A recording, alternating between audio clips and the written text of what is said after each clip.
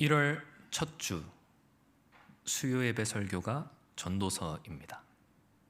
한 해를 시작하는 설렘 가운데 전도서를 설교하는 것은 굉장히 큰 부담입니다. 저는 원래 설교 준비를 굉장히 즐기는 편인데 제가 신도본 교회 와서 설교를 준비하는 중에 이번 설교가 지금 제일 어려웠던 것 같습니다.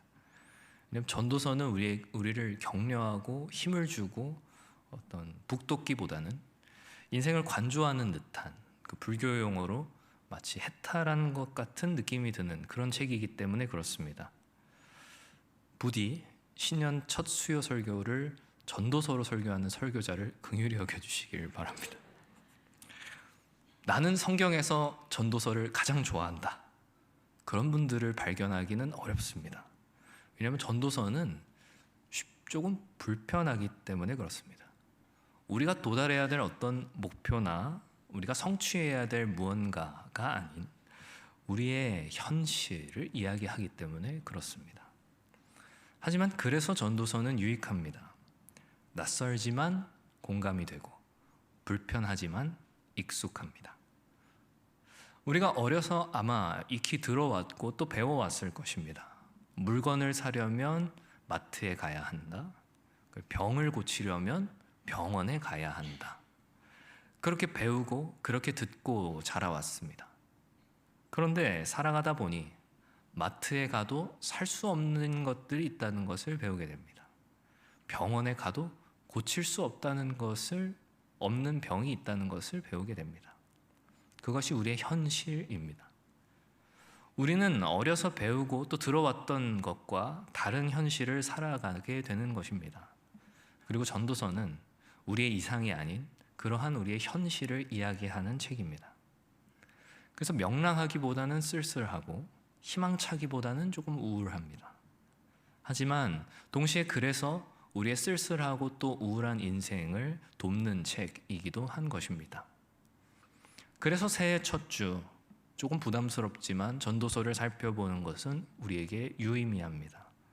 우리의 현실, 바로 그 곁에 있는 말씀이, 우리의 인생을 아주 적나라하게 그려내는 말씀이 바로 이 전도서 말씀이기 때문에 그렇습니다. 전도서에서 가장 중요한 단어를 하나만 꼽으라라고 하면 그것은 헛됨이라고 할 수 있습니다. 그런데 전도서에서 말하는 헛됨은 사실 우리말로 번역이 참 어려운 단어입니다. 성경에는 헛됨이라고 번역되긴 했지만 사실 이 단어는 헛됨이라는 의미라고 보기에는 좀 어렵습니다. 이 단어는 히브리어로 헤벨이라고 하는 단어인데 그 뜻은 원래 이 단어와 단어 사이에 있는 아주 짧은 호흡을 뜻하는 표현입니다. 쉽게 생각하면 이렇습니다. 요즘 같은 한겨울에 우리가 이제 바깥에 나가보면 숨을 쉴 때마다 입에서 입김이 나올 것입니다. 근데 그 입김은 잠깐 나타났다가 순식간에 사라집니다. 아, 거기 있었는가 또 모르게 완전히 자취를 갖춰 감추고 없어집니다. 시간적으로는 아주 찰나고 공간적으로는 흩어짐입니다. 그게 바로 전도서에서 말하는 헛됨입니다. 허무나 공허 혹은 무의미가 아니라 시간적으로나 공간적으로나 아주 짧은 순식간에 흩어지는 것을 말합니다. 의미가 있습니다. 공허하지 않습니다. 분명히 거기 존재하였습니다. 그런데 사라질 것입니다. 이것만 잘 이해하셔도 전도서는 다 이해하신 거나 마찬가지입니다. 이제 들어갈까요? 생각해보면 그렇습니다. 여기 앉아 계신 분들 중에 학창시절에 운동장에서 달리기 한번 안 해본 분 없으실 것입니다. 다들 달리기 한 번쯤은 다 해보셨습니다. 근데 지금 만약 운동장을 뛰어보시라 하면 가능하시겠습니까? 그렇다면 지금 우리가 옛날 나의 학창시절 젊었을 때처럼 운동장을 달릴 수 없다고 해서 우리의 지난 젊음이란 과연 허무한 것입니까? 우리 학창시절은 아무 의미 없는 것입니까? 우리의 학창시절, 우리의 지난날의 젊음이 무의미한 것이 아닙니다. 공허하지 않습니다. 그런데 문제는 무엇이냐면 그것이 영원하지 않다라는 것이 문제입니다. 아무 의미 없어서 문제인 것이 아니라 그 의미가 영원하지 않아서 문제인 것입니다. 우리는 시간과 공간을 아울러서 우리는 시공간이다 이렇게 이야기합니다. 그리고 이것을 또 다른 말로는 이제 역사다 이렇게 이야기합니다. 그리고 전도서는 역사적인 것들은 다 찰나와 같다 이 말을 하려는 것입니다. 그러다 보니 헛되고 헛되니 모든 것이 다 헛되다라고 이야기를 하는 것입니다. 전도자는 특별히 그것을 이 자신의 습관적인 표현으로 해 아래에서라고 하는 표현으로 사용합니다. 전도서에서만 무려 32번이나 해 아래에서라는 표현이 사용되었습니다. 우리의 역사가 헛되다라고 하는 것은 그것이 이제 무의미하다라는 것을 말하는 것이 아니라 다만 그것이 사라질 뿐이다. 해 아래에서 모든 역사적인 것들은 다 사라질 것이다. 그것이 전도자가 하는 이야기입니다. 전도자는 말합니다. 헛되고 헛되며 헛되고 헛되니 모든 것이 헛되도다. 해 아래에서 수고하는 모든 수고가 사람에게 무엇이 유익한가? 해 아래에서 이 사라질 역사 속에서 우리의 수고는 과연 무엇이 유익한가? 전도자는 이렇게 묻고 있는 것입니다. 그리고 이러한 전도서의 메시지를 가만 듣다 보면 교회에서 듣기보단 꼭 불교에서 들을 만한 내용인 것 같다. 공수래 공수거, 빈손으로 왔다 빈손으로 간다는 불교의 가르침이 생각나기도 합니다. 아니 분명히 성경은 우리에게 죄와 피 흘리기까지 싸워라, 율법을 마음에 두고 열심히 지켜라, 이웃을 사랑해라 이렇게 이야기하는데 전도서의 가르침은 마치 우리의 인생의 모든 것이 다 허무하다는 것처럼 들리기 때문입니다.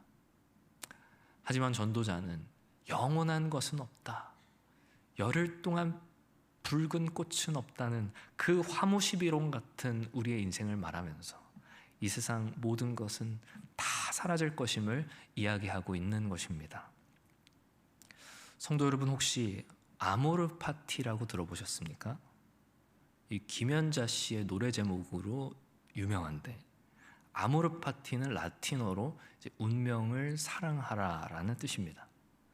자기 운명을 사랑하고 현실에 충실해라. 비슷한 뜻으로는 현재를 즐기라는 이제 까르페 디엠이라는 말도 있습니다. 이 앞에 까르페 디엠 카페도 있는데, 전도서의 가장 큰 메시지 두 줄기가 있는데, 하나는 헛되고 헛되니 모든 것은 헛되다라고 하는 메시지이고, 또 하나는 바로 이 아모르 파티 또는 까르페 디엠이라고 할 수 있는 오늘 우리에게 주어진 현실을 즐기고 또 누려라 라는 것입니다.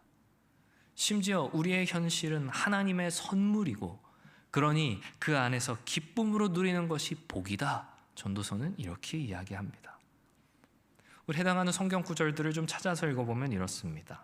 먼저 전도서 3장에 사람들이 사는 동안에 기뻐하며 선을 행하는 것보다 더 나은 것이 없는 줄을 내가 알았고, 사람마다 먹고 마시는 것과 수고함으로 낙을 누리는 그것이 하나님의 선물인 줄도 또한 알았도다.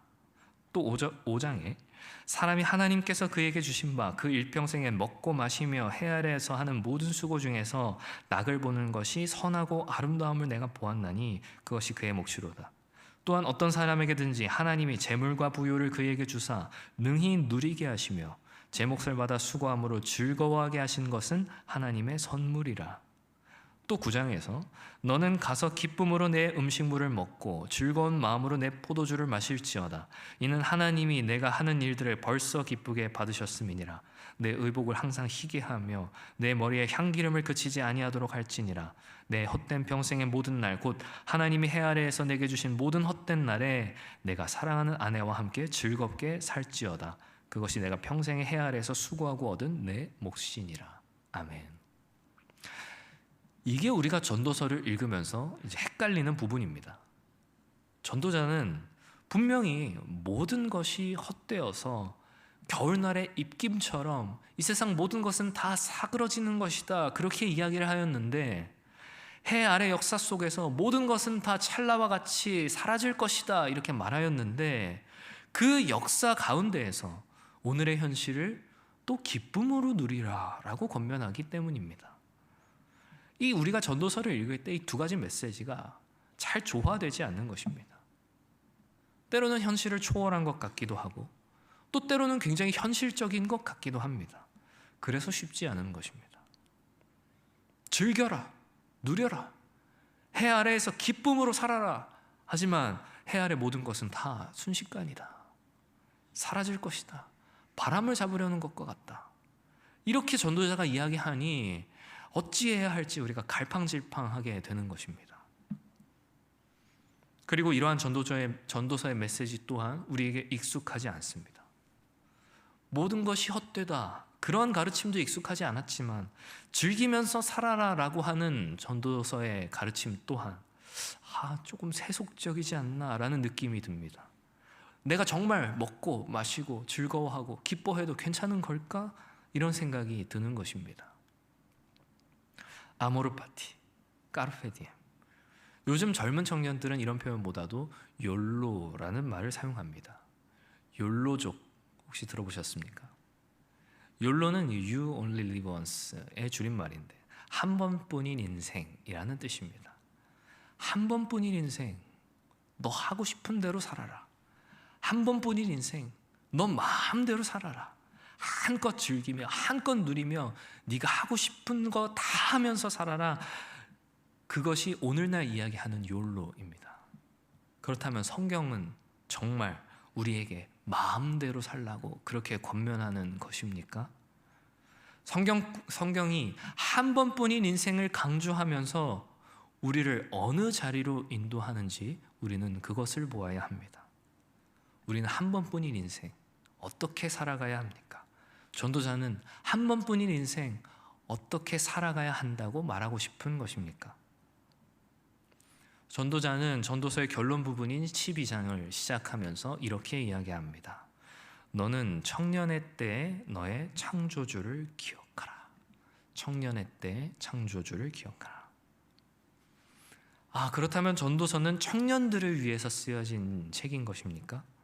중년은, 노년은 이 말씀과 전혀 상관없는 분들입니까? 이 본문에서 말하는 청년은 20, 30대를 말하는 것이 아닙니다. 왜냐하면 그 바로 뒤에 이렇게 말하기 때문입니다. 청년의 때에 창조주를 기억하라. 곧 어떠한 날들이 이르기 전에.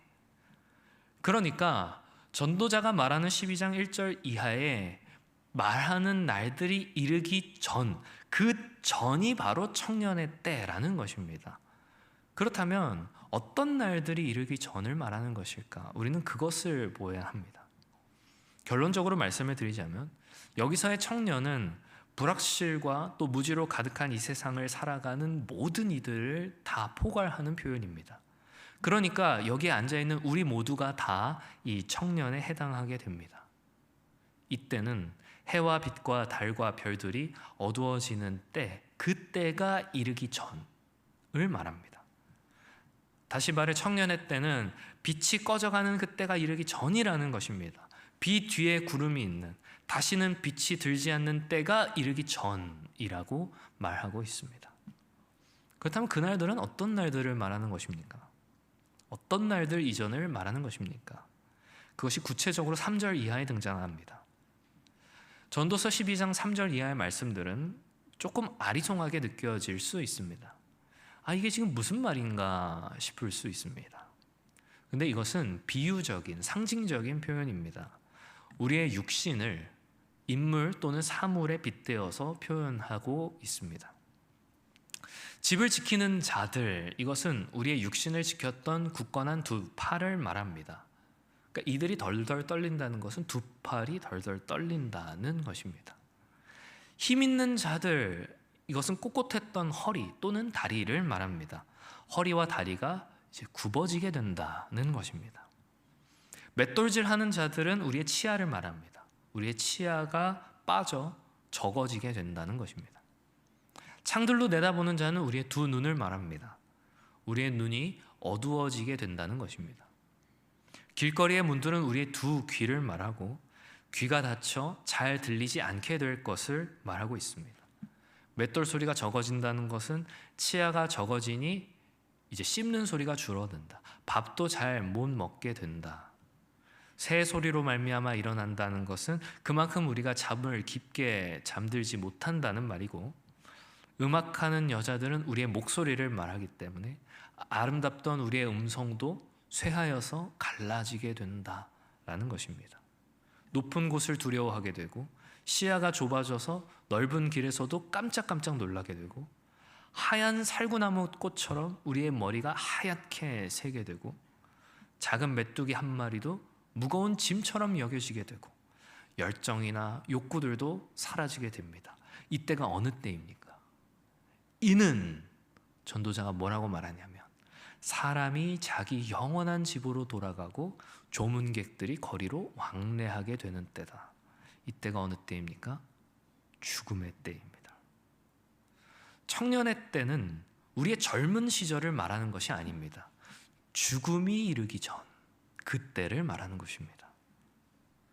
전도자는 노년에 이르러서 죽음을 바로 눈앞에 두고 있는 한 사람의 모습을 비유와 상징을 통하여서 이미지로 우리에게 그려내 보여주면서 그러한 죽음이 오기 전에, 그때가 오기 전에, 그때가 바로 청년의 때이니 그때 창조주를 기억하라 라고 권면하는 것입니다.